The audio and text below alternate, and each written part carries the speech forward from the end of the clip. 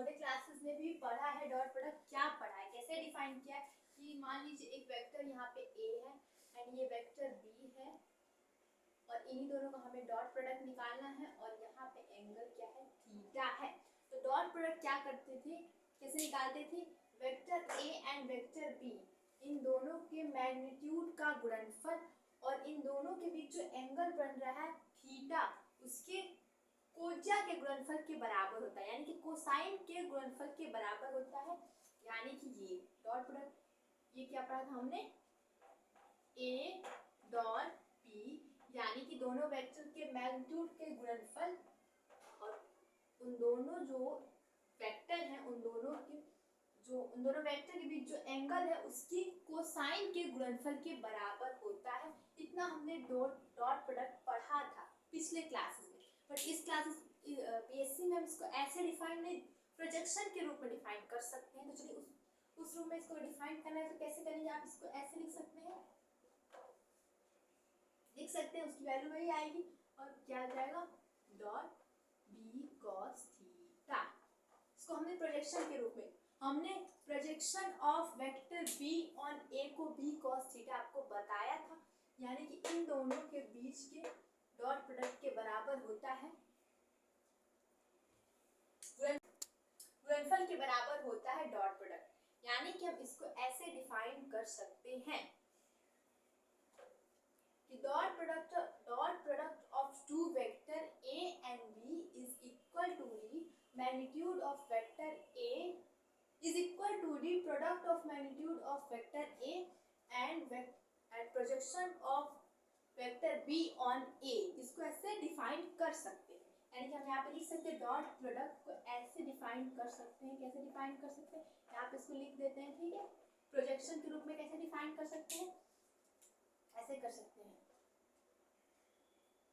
Dot product of two vector A and B, यहाँ पे A and B is equal to the product of magnitude of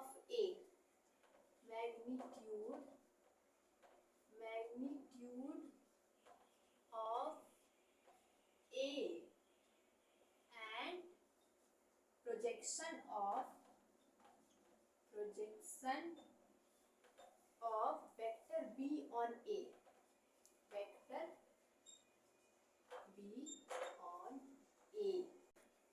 हमने dot product को पहले पिछले classes में ऐसे पढ़ा था, बट हमने प्रोजेक्शन ऑफ वेक्टर को अब पढ़ लिया है, तो प्रोजेक्शन ऑफ वेक्टर के अकॉर्डिंग डॉट प्रोडक्ट को डिफाइन करेंगे और ये कह सकते हैं कि dot product of two vector A and B का अगर हमें डॉट प्रोडक्ट निकालना है तो इसको ऐसे भी निकाल सकते हैं कि पहले वाला जो वेक्टर है उसका मैग्नीट्यूड और जो दूसरा वाला वेक्टर है उसका वेक्टर ए पे जो प्रोजेक्शन, इसको इसके अकॉर्डिंग भी इसको लिख सकते हैं। जैसे हमने यहाँ पे लिखा है कि dot product of two vector A and B is equal to the product of magnitude of A and projection of vector B on A. हमने बताया है, पीछे आपको बताया कि projection of vector A on B क्या होता है, ए कॉस थीटा था।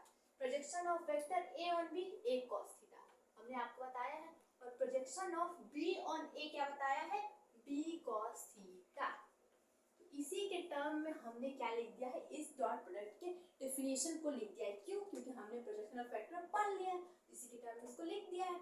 चलिए ये होगा डॉट प्रोडक्ट। अब हम करेंगे डॉट प्रोडक्ट की कुछ क्वालिटीज होती है उसको देख लेते हैं, ठीक है। चलिए हम पढ़ते हैं प्रॉपर्टीज ऑफ स्केलर प्रोडक्ट या डॉट प्रोडक्ट। स्केलर प्रोडक्ट कहीं या डॉट प्रोडक्ट बात वही होता है, यानी क्या प्रॉपर्टी होती है, scalar product of two vectors या dot product of two vector में भी पॉजिटिव, नेगेटिव और जीरो। यानी कि जो डॉट प्रोडक्ट होता है किसी भी दो वेक्टर का, पॉजिटिव भी हो सकता है, नेगेटिव भी हो सकता है, जीरो भी हो सकता है। तो हमने केस लिखा है, किस केस में पॉजिटिव होगा, किस केस में नेगेटिव होगा और किस केस में क्या होगा, जीरो होगा, ठीक है। तो केस फर्स्ट क्या है, व्हेन थीटा, अगर थीटा 0 डिग्री से बड़ा हो या 0 डिग्री के इक्वल हो और 90 डिग्री से छोटा हो या 90 डिग्री के इक्वल हो तो जो cos थीटा की वैल्यू पॉजिटिव आएगी, तो जो हमारा a डॉट b भी आएगा पॉजिटिव। कैसे पॉजिटिव आएगा? मान लीजिए हम 0 डिग्री लेके देखते हैं, क्योंकि हमने कहा 0 डिग्री से 0 डिग्री या 0 डिग्री से बड़ा हो तो ठीक है। तो ये कह सकते हैं क्या, a डॉट b का फॉर्मूला क्या पढ़ा था? a dot b is equal to ab cos theta, और cos थीटा यानी cos 0 की वैल्यू क्या होती है? 1 होती है। यहाँ पे हो जाएगा ab, यहाँ पे हमारा आ गया है a डॉट b पॉजिटिव आ गया है, यानी कि केस फर्स्ट हमारा क्या यहाँ पे वेरी कर रहा है। और केस सेकेंड हम लेंगे व्हेन थीटा, अगर थीटा 90 डिग्री से बड़ा हो बट 180 छोटा हो तो जो cos थीटा की वैल्यू नेगेटिव आएगी, यानी कि जो प्रोडक्ट आएगा हमारा a डॉट b का डॉट प्रोडक्ट वो नेगेटिव आएगा, ठीक है। और तीसरा कंडीशन है कि व्हेन, इसको मिटाते हैं, देखिए when theta is 90 degree, theta अगर 90 डिग्री होगी तो cos थीटा की वैल्यू 0 हो जाएगा, ठीक है। cos 90 डिग्री की वैल्यू क्या होती है? 0 होती है, यानी cos थीटा की वैल्यू 0 हो जाएगी, तो जो प्रोडक्ट भी होगा, डॉट प्रोडक्ट भी होगा, वो 0 आएगा। कैसे आएगा? 90 डिग्री लेके देखेंगे तो क्या आएगा? a dot b is equal to ab cos theta, और cos 90 की वैल्यू क्या होती है? 0 होती है, इनटू यहाँ पे 0 हो जाएगा, तो ये क्या a डॉट b यानी कि dot product of two vector 0, ठीक है। हमने तीनों केस देख लिया, यानी कि कह सकते हैं कि अगर किसी भी दो वेक्टर का डॉट प्रोडक्ट अगर 0 आ रहा है तो आप समझ जाइए कि वो दोनों एक दूसरे पे क्या है? परपेंडिकुलर है। ये प्रॉपर्टी, एक दूसरी प्रॉपर्टी हम पढ़ते हैं। दूसरी प्रॉपर्टी क्या है? अब हम दूसरी प्रॉपर्टी क्या पढ़ेंगे? दूसरी प्रॉपर्टी ये पढ़ेंगे, जो हमारा डॉट प्रोडक्ट होता है वो कॉम्यूटेटिव लॉ को फॉलो करता है। कॉम्यूटेटिव लॉ क्या होता है? यहाँ पे सबसे पहले लिख लेते हैं, ठीक है। स्केलर प्रोडक्ट, पहला तो लिख लिया, दूसरा ये, ठीक है। दूसरी प्रॉपर्टी है scalar product follow commutative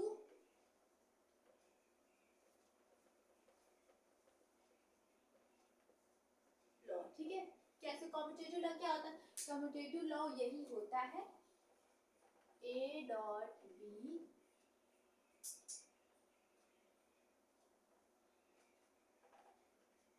is equal to b dot a, यानी कि a डॉट b निकालेंगे या b डॉट a निकालेंगे, दोनों की वैल्यू सेम आएंगी, यानी कि कॉम्यूटेटिव लॉ फॉलो कर रहा है, ठीक है। और थर्ड इसकी प्रॉपर्टी क्या है कि जो स्केलर क्वांटिटी होती है वो डिस्ट्रीब्यूटेड लॉ भी follow, scalar product follow distributed law, ठीक है। डिस्ट्रीब्यूट लॉ, ठीक है। डिस्ट्रीब्यूटेड लॉ क्या होता है? होता है a dot b plus c is equal to आएगा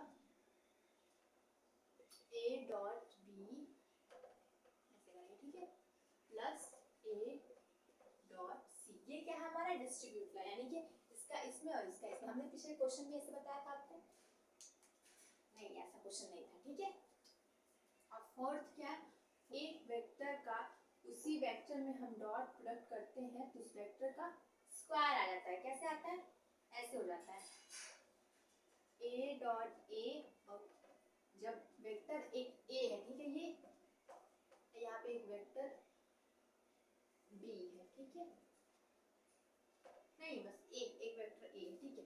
इस वेक्टर a का इसी वेक्टर में हम डॉट प्रोडक्ट निकालेंगे तो इन दोनों वेक्टर a का a पे निकालेंगे तो जो हमारे cos थीटा क्या हो जाएगा? 0 हो जाएगा, और cos 0 की वैल्यू क्या होती है? 1 हो जाती है। यहाँ पे cos 0 हो जाएगा, 0 हो जाएगी नहीं, क्योंकि a और a के बीच एंगल कितना बन रहा है? 0 बन रहा है, तो इसको कहेंगे कि a स्क्वायर, और cos 0 की वैल्यू क्या देखते हैं कि ये चीज कर सकते हैं कि नहीं, कि अगर उसी वेक्टर में उसी वेक्टर का अगर हम डॉट प्रोडक्ट करते हैं वेक्टर के मैग्नीट्यूड का स्क्वायर हो जाता है। और जो है अब फोर्थ क्या है? अब एक फोर्थ और प्रॉपर्टी है कि scalar product of unit vector is equal to the 1। ये 1 होता है। कैसे होता है? यानी कि ये कह सकते हैं कि I cap dot I cap is equal to 1 j cap is equal to d1 k cap into k is equal to 1। कैसे 1 होगा? हमेशा आई कैप एक्स एक्सिस की डायरेक्शन को दिखाता है, यानी कि अगर कोई ऐसे वेक्टर ए कोई वेक्टर है यानी कि आई कैप है, इन दोनों का फिर वही बात हम करेंगे कि आई कैप का आई कैप में डॉट प्रोडक्ट करेंगे, यानी cos 0 की वैल्यू 1 होती है, तो क्या हो जाएगा यहाँ पे आई स्क्वायर हो जाएगा ना, जैसे हमने पढ़ा था। और हमने पढ़ा है कि जो यूनिट वेक्टर की वैल्यू 1 होती है, यानी कि 1 into 1 क्या हो जाएगा 1। ठीक है, ये आप समझ गए कैसे ये होता है। ये भी आप हमेशा से याद रख लीजिए, किसी भी यूनिट वेक्टर का उसी यूनिट वेक्टर में, सिर्फ यूनिट वेक्टर में अगर हम डॉट प्रोडक्ट करते हैं तो उसकी वैल्यू 1 आती है। ठीक है, और अगर ऐसे करते हैं I dot J is equal to आ जाएगा 0, के डॉट के इज इक्वल टू आ जाएगा 0 and K dot I is equal to आ जाएगा 0। ये कैसे होगा? या इसको आई इंटू के भी कर सकते हैं। ये कैसे होगा? हमेशा आई जो दिखाता है एक्स एक्सिस की डायरेक्शन दिखाता है, और जो हमारा जे है वो आई जे को लेते हैं, ये वाई एक्सिस की डायरेक्शन को दिखाता है। इन दोनों के बीच एंगल कितना बन रहा है 90 डिग्री, और cos 90 डिग्री की वैल्यू 1 होती है। तो जब हम ए बी यानी कि आई डॉट आई और दोनों के बीच आई डॉट जे करेंगे, इसको अगर हम फाइंड आउट कर रहे हैं, और इन दोनों के बीच एंगल क्या है 90 डिग्री, cos 90 और cos 90 की वैल्यू क्या होती है 0 होती है, यानी कि आई डॉट जे क्या हो जाएगा 0। ये प्रॉपर्टी इसको भी याद कर लीजिए। ठीक है, स्क्रीनशॉट ले लीजिए। और एक और होता है, हम एक और आपको बता दे रहे हैं कैसे सॉल्व करते हैं।